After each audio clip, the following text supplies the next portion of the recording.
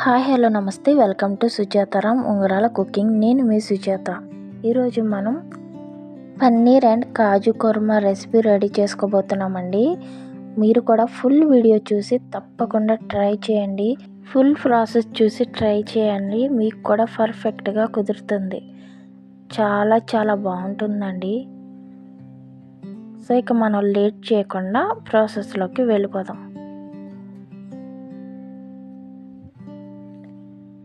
Paneer curry కోసం 200 grams paneer తీసుకున్నానండి. నేను 200 గ్రామ్స్ పన్నీర్కి 100 గ్రామ్స్ జీడిపప్పు తీసుకున్నాను.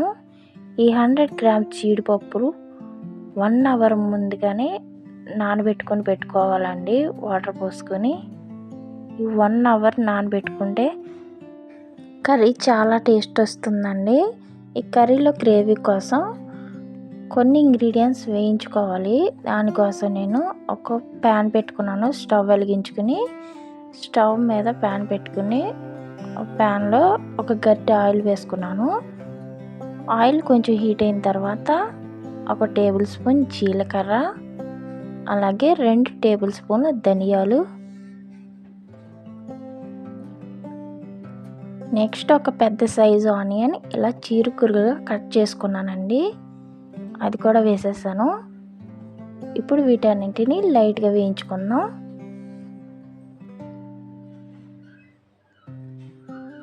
ఆనియన్స్ ఇలా లైట్గా వేగిన తర్వాత ఒక మీడియం సైజ్ టమాటో ఇలా చీరుకులుగా కట్ చేసుకుని వేసుకున్నాను. ఈ టమాటో కూడా లైట్గా వేయించుకుందామండి. ఇప్పుడు వీటన్నిటిని ఇలా కొంచెం వేయించుకున్న తర్వాత ఒక 10 జీడిపప్పుల వరకు వేసుకున్నాను. ఇప్పుడు ఈ జీడిపప్పులను కూడా వేయించేసుకుందాం. చూసారు కదా, ఇవన్నీ ఇలా వేగిపోయిన తర్వాత స్టవ్ ఆపేసుకుందామండి. స్టవ్ ఆపేసుకొని చల్లారి వరకు పక్కన పెట్టుకొని చల్లారిన తర్వాత వీటన్నిటిని పేస్ట్లా చేసుకుందాం. చల్లారిపోయాయండి. చిన్న మిక్సీ జార్ తీసుకొని వీటన్నిటిని మిక్సీ జార్లో వేసుకొని అలాగే కొంచెం వాటర్ యాడ్ చేసుకొని పేస్ట్లా చేసుకుందామండి.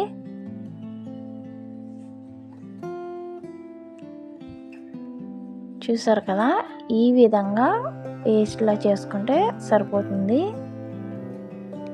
ఇప్పుడు ఈ పేస్ట్ని పక్కన పెట్టుకొని నెక్స్ట్ ప్రాసెస్ చూసేద్దామండి.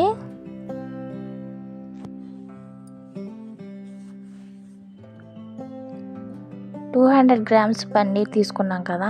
ఇప్పుడు ఈ పన్నీర్ని నేను వీడియోలో చూపిస్తున్న విధంగా కట్ చేసుకోవాలండి.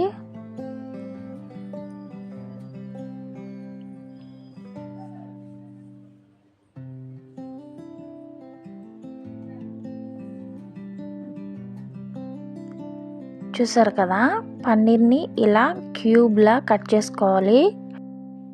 నెక్స్ట్ మనం కర్రీ ఏదైతే చేసుకోవాలనుకుంటున్నామో ఆ కడాయి తీసుకొని స్టవ్ వెలిగించి స్టవ్ మీద పెట్టి ఒక గంట గట్టి ఆయిల్ వేసుకొని ఆయిల్ కొంచెం హీట్ అయిన తర్వాత కట్ చేసుకున్న పన్నీర్ ముక్కల్ని యాడ్ చేసుకుని వేయించుకుందామండి. పన్నీర్ వేయించకుండా డైరెక్ట్గా కర్రీలో యాడ్ చేస్తే పన్నీరు పచ్చి వాసన అనేది కర్రీలో తెలుస్తుంది అన్నమాట. సో పన్నీర్ ఇలా వేయించుకుని వేసుకుంటే కర్రీ చాలా బాగుంటుందండి. సో ఈ విధంగా పన్నీర్ పచ్చి వాసన పోయేంత వరకు పన్నీర్ ముక్కల్ని వేయించుకుందాం. చూసారు కదా, ఇలా వేగితే సరిపోతుందండి. ఇంక ఈ పన్నీర్ని ఈ ఆయిల్ నుంచి సపరేట్ చేసుకుందాం. ఆయిల్ నుంచి తీసుకుని పక్కన పెట్టేసుకుందాం. నెక్స్ట్ ఇదే ఆయిల్లో ఇంకొక గరిటె ఆయిల్ వేసుకుందామండి. ఇదే ఆయిల్లో రెసిపీ రెడీ చేసుకోవచ్చు. ఇంకొక గరిటె ఆయిల్ వేసుకొని మనం పేస్ట్ చేసి పెట్టుకున్నాం కదా గ్రేవీ కోసం, ఆ పేస్ట్ని వేసేసుకుందాం. నెక్స్ట్ ఇందులో 1/2 టీ స్పూన్ పసుపు, అలాగే 2 పచ్చిమిర్చి చిన్న ముక్కలుగా కట్ చేశాను, అవి కూడా వేసేసుకుందాం. నెక్స్ట్ 2 రెమ్మల కరివేపాకు కూడా వేసేసుకుందాం. ఈ పేస్ట్ని బాగా వేయించుకుందామండి.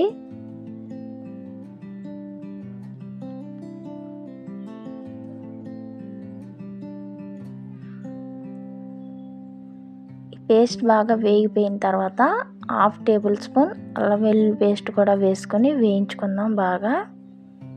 నెక్స్ట్ 1 అవర్ ముందు నానబెట్టుకున్న జీడిపప్పును కూడా వేసేసుకుందాం.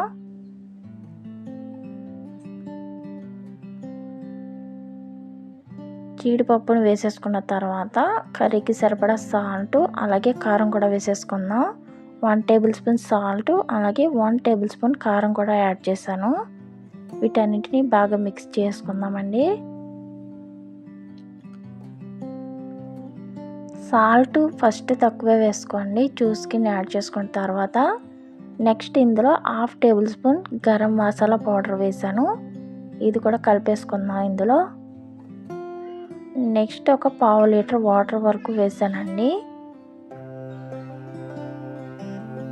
ఈ వాటర్ కొంచెం మరగడం స్టార్ట్ అయిన తర్వాత పన్నీర్ ముక్కలను యాడ్ చేసుకుందాం. ఇలా ఈ వాటర్ మరిగిన తర్వాత పన్నీర్ ముక్కల్ని యాడ్ చేసేసుకుందామండి. పన్నీర్ ముక్కల్ని యాడ్ చేసుకొని ఇలా ఒకసారి కలిపేసుకుందాం బాగా. ఇలా ఒకసారి మిక్స్ చేసుకొని ఒక 10-15 మినిట్స్ పాటు మూత పెట్టేసి ఉడికించుకుందామండి.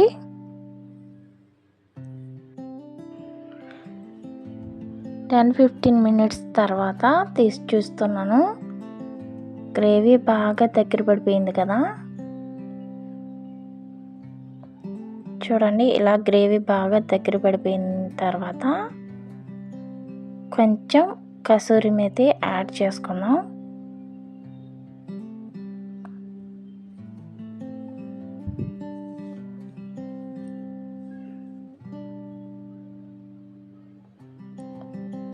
ఇలా కసూరి మేతి యాడ్ చేసుకొని బాగా కలిపేసుకుందామండి.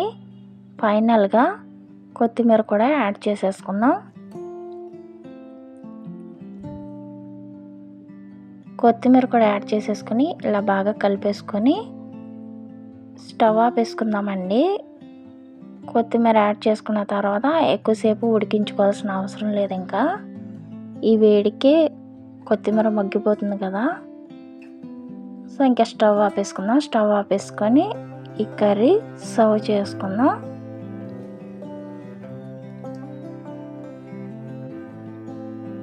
చూసారు కదా, paneer and kaju korma ready అయిపోయిందండి. చాలా సింపుల్ ప్రాసెస్. ఫుల్ వీడియో చూసి తప్పకుండా మీరు కూడా ట్రై చేయండి. ట్రై చేసి కామెంట్ బాక్స్లో మీకు ఎలా కుదిరింది అనేది కూడా నాకు తెలియచేయండి. ఓకేనండి, ఈ వీడియో కనుక మీకు నచ్చినట్టయితే లైక్ చేయండి, మీ ఫ్రెండ్స్ అండ్ ఫ్యామిలీ మెంబర్స్కి షేర్ చేయండి. అంతకన్నా ముందు మా ఛానల్ని సబ్స్క్రైబ్ చేసుకోండి. మరిన్ని మంచి మంచి వీడియోస్ కోసం ఆల్ అని గంట సింబల్ని నొక్కండి. Thanks for watching.